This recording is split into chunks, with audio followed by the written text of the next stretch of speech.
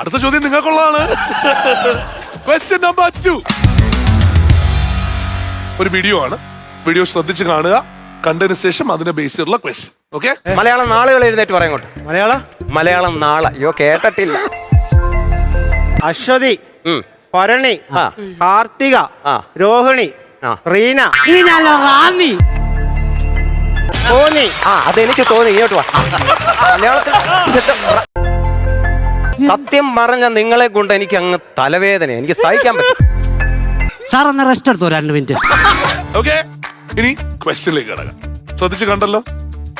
റംസാന്റെ confidence കാണുമ്പോൾ എനിക്ക് പേടിയാവുന്നുണ്ട്. Okay, ചിത്രത്തിൽ നമ്മളിത് കണ്ടതിനിടയിൽ കുറച്ച് ഫ്ലവർ വേസസ് കാണിച്ചത് അല്ലേ? ആ ഫ്ലവർ വേസിൽ മഞ്ഞ നിറത്തിലുള്ള എത്ര ഫ്ലവർ വേസ് ഉണ്ടായിരുന്നു? യെല്ലോ കളറിലുള്ള എത്ര ഫ്ലവർ വേസ് ഉണ്ടായിരുന്നു?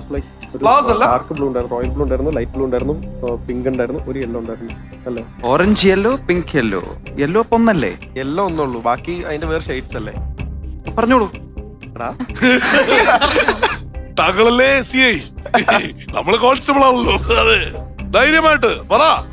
ഒരു യെല്ലോ ഉണ്ടായിരുന്നുള്ളൂ, മറ്റേത് ഓറഞ്ച് ആയിരുന്നു. ഒരു യെല്ലോ, മറ്റേത് ഓറഞ്ച്, മറ്റേത് കുറച്ച് വേറെ ഷെയ്ഡ് ആയിരുന്നു ആക്ച്വലി. ഒരു യെല്ലോ. ഒരു യെല്ലോ. നിങ്ങള് ഉത്തരം ഒരു യെല്ലോ അല്ലേ ഉണ്ടായിരുന്നുള്ളൂ? ഇവരെല്ലാരും ഒരു യെല്ലോ എന്ന് പറയുമ്പോ അപ്പൊ ഒരു യെല്ലോ അല്ലേ ഉള്ളൂ? നോക്ക്.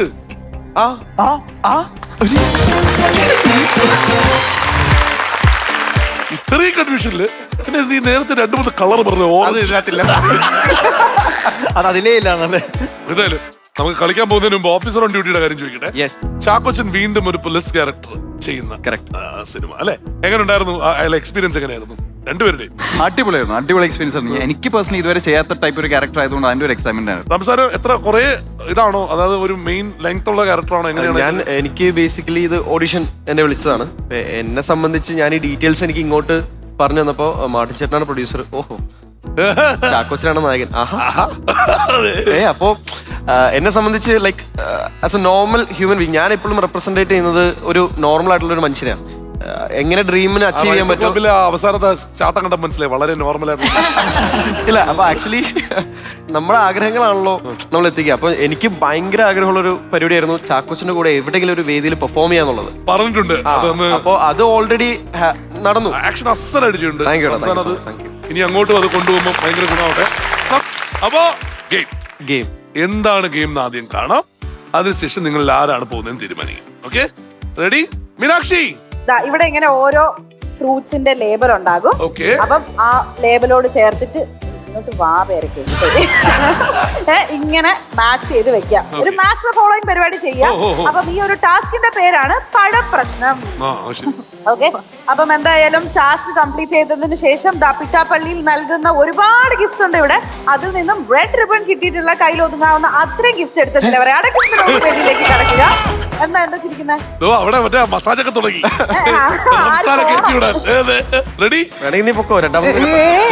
അത് കേട്ടപ്പോ റംസാൻ ഓണോ വേണ്ടെന്ന് റംസാൻ റെഡി? ഓടൂ, വാരൂ, നേടൂ, ഗോ.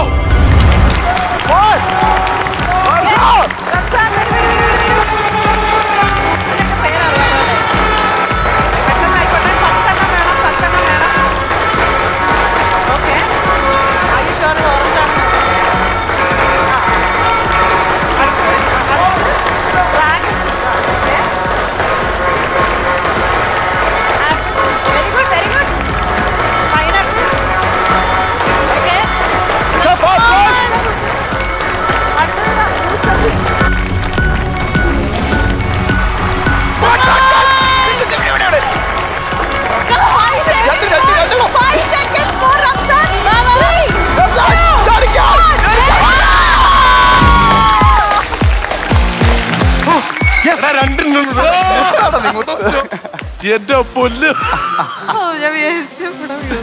Super super. ഓക്കെ, ഇതുവരെ തേപ്പ് കിട്ടിയിട്ടില്ല റംസാനെ? തേപ്പ് കിട്ടിയിട്ടുണ്ടോ? ഇഷ്ടം. അപ്പോ ഇത് മാറ്റി ഓടി വാരി നേടുന്ന അടിച്ചു വാരി നേടി എന്നാണ് പറയാൻ. എന്താണെന്ന് അറിയാതെ എമർജൻസി ലാമ്പ്. ഓക്കെ, ഇതിന്റെ കൂടെ ഒരു ഇൻഡക്ഷൻ കുക്കർ, 2 ബേണർ ടോപ്പ്. രണ്ടുപേർക്ക് വേണ്ടി. എങ്ങാനും ഗ്യാസ് തീർന്നു പോയാൽ വീണ്ടും ഇൻഡക്ഷനിൽ വരെ കുക്കി. അതെ, ഒരു ക്ലൗഡ് കിച്ചൺ തുടങ്ങാം.